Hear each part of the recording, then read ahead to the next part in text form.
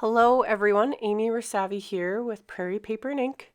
I have a new die to show you guys that's from Simon Says Stamp, December 2015 DieCember release. It's the painted Happy Birthday die. It just came in the mail this afternoon and I was able to manage a little bit of time after supper to make a card with it.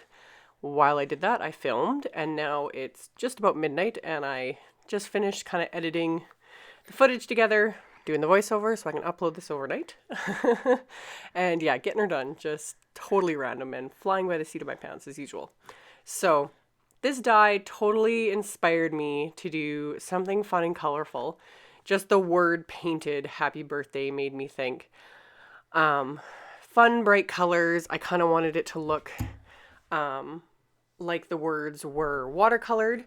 So I took some really bright Distress ink colors. These are some of my absolute favorites, and it's the Squeezed Lemonade, Picked Raspberry, Peacock Feathers, and Twisted Citron, I think is what it's called. Yeah, it's late. Anyway, I sponged them with my mini ink blending tool onto some cardstock. And don't worry, the sponging looks like a hot mess. I didn't work very hard at, blending the colors smoothly or making them look all fabulous, because I plan on spraying water over this, because that is another obsession of mine, is this little Ranger sprayer that I got a few months ago. I now want to spray all of the things. It's just really fun to play with. Because yeah, if you press the little trigger like halfway down, it kind of creates little droplets. So, and Distress ink reacts with water. So I spray it, and then I pick up the water with paper towel, and you can see how it moves the ink. Super fun, always looks different every time. I think I did it about 3 times on this because I didn't want just a few droplets, I wanted a ton. And once that's done, 1, it kind of helps with the blending, and 2, once it's die cut, you're not even going to be able to tell. So did that, and then I let it dry, and then I cut the dies apart with my wire cutters. Because I didn't like how the happy is connected to the end of birthday. I wanted things to be a little more cohesive, if that makes sense. So I cut them apart so I could position them onto the color as I wanted it. And then I'm going to run this through my die cut machine. I have a Vagabond machine. I don't usually show it on YouTube just because it's plugged in off camera. It's not easy to move onto like my filming area. And then I also use a Big Shot, but when I'm in a hurry, it's always the Vagabond. Anyway, ran it through my machine and then popped them onto the die, and you can see it just, oh, it turned out so good. So fun. Love the bright colors, and it ends up looking like I used, 6, 7 different colors.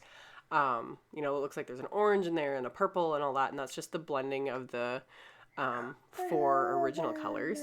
And I have Gavin sitting in my lap because he is wide awake even though it's midnight. So he always likes to make sure he is heard. Anyway, I die cut the sentiment 2 more times from some white cardstock, and I'm just going to stack all of these to give it some more dimension. That's another thing I just love doing, especially with word dies, is stacking them, because they just, 1, it gives them a little bit of extra sturdiness, and 2, it just pops it up nicely off the card without having to use any sort of dimensional adhesive, which with, fine little die cuts like this, that's a total pain. It's so much easier to just stack the die cuts.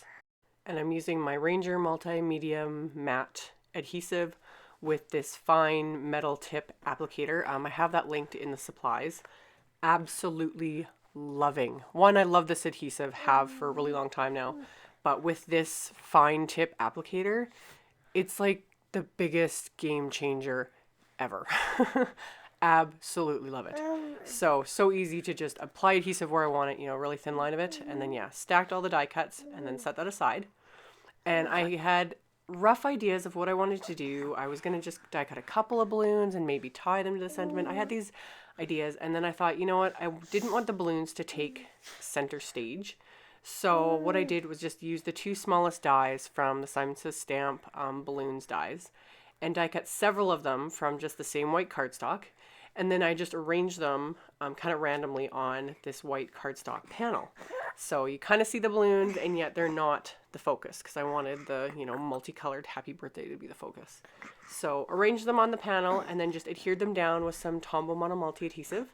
And then I just flip the panel over and I just use my scissors and cut along the edge to cut off any of the parts that were hanging over the edge of the cardstock. So once I was done with all of that, I'm going to line up the die cuts where I want them on top of this panel.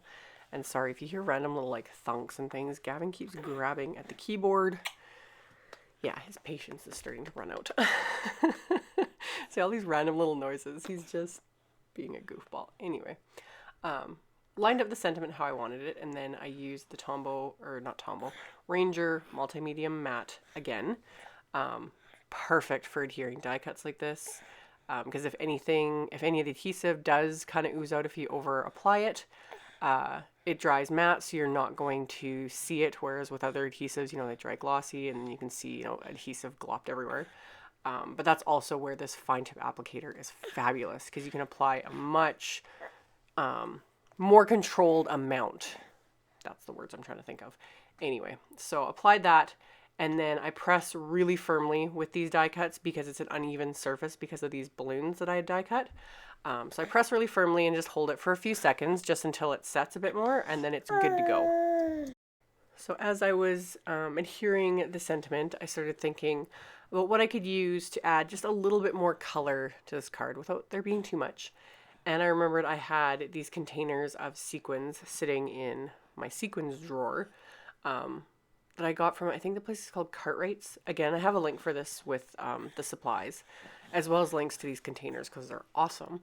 But yeah, I have these little units filled with tons of sequins, all different sizes, all different colors, and these ones specifically had really bright, fun colors that totally matched these distress inks. So I just grabbed quite a few in the 3 or 4 different sizes and arranged them somewhat loosely on the card front how I wanted them. And then, yeah, just used the multi-medium matte again and just put on little dabs of it where I wanted the sequin to be adhered.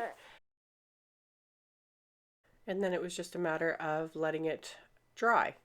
So got the last sequin into place, and then I'm just going to set aside this panel for a couple minutes to let the adhesive dry. So then I'm going to do my card base, which is again just heavyweight white cardstock, cut to 4 1/4 by 11 inches, and then scored at 5 1/2 with my other favorite I've loved this tool for a really long time.